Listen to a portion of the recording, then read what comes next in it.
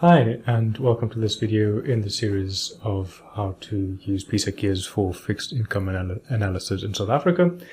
And in this video we're going to be talking about getting market-to-market data into Excel. So market-to-market data from the JSE, this is end-of-day valuation files. If you want, you can pause your video now to read the functions that are available. But let me actually show you in GEARS what the market-to-market functions are. Let me drag the help file over here. And so you get the market-to-market files from the JSE. You might be familiar with these, and these are all the columns that are in the market-to-market file. And of course, you get all this data for all the JSE listed bonds on a daily basis. These are end-of-day files, and there's multiple ways to retrieve this data, but we're going to go walk through that in the Excel demo now. So we want the closing yields for a range of bonds. So actually not the closing yields, but the all-in, the clean, and the accumulated interest. And we want this for specific trade dates. So let's do what we always do. pt.add workdays with the pt.today function, less one workday. And of course, this is so that once you open this workbook, you'll always have the latest valuations in your file. So, and then here we have 3 bond codes, 3 government nominal bonds, and then the all-in, the clean, and the accumulated interest. And the easiest way to get a range of fields for a range of bonds is the pf.mtm range. So this lets you specify bond codes, and it lets you specify the outputs, and then from a start date to an end date, but we only want this for one date. So, and there we have it. And once we press enter, we have the all-in, clean, and accumulated interest for all of these 3 bonds for the 13th of May 2024.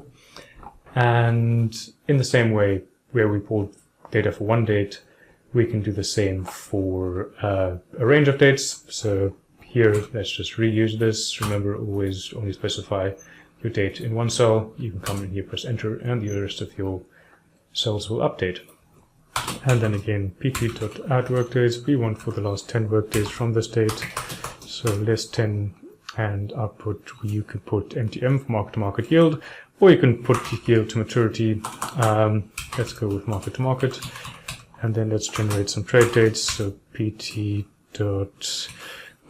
So this creates a vector from the start date to the end date. That's all well and good. And here, instead of using the MTM range, we can use the MTM function, which will allow us to, and here, let's say F30, because we want to drag this across, and the output will be market-to-market. This is absolute. And the date, we always want this to be the E column. And of course, market-to-market, it does pull back the yield as a number, so we want to divide by 100 to get the percentage. And then once we drag this across, we can fill it down, and we have a time series. And of course, you can make this as long or as short as you'd want, and add as many bonds as you want here. The possibilities are close to infinite. And then sometimes you'd want to retrieve the entire market-to-market file for a specific date, and there's multiple ways to do this. But pf.mtm bond codes, so these are all the bond codes that are listed on the JSE for a specific date. And here you can go down, and there's 2,358 of them. And actually I lie, there's less than that. There are 2,308 if you look down here in the count. And then there's several ways to get the output, but what we're going to do is pf.mtm outputs. So this actually just returns a vector of all the possible outputs in the file. And this should be the easiest way to retrieve the entire market-to-market file. pf.mtm,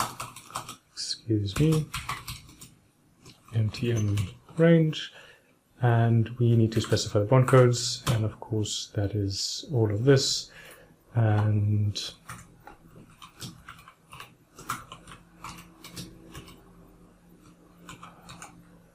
excuse me. B2358. Also this needs to be absolute, not entirely, but, and then here we want C50 to AE50. AE50, and we want a start date and end date which is the same, and this returns all of the outputs for all of these.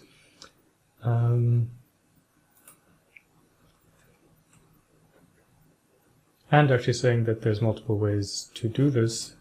If you don't want to go through the step of the mark-to-market outputs, you can also come in here, and for the outputs you can just specify all, quick and easy.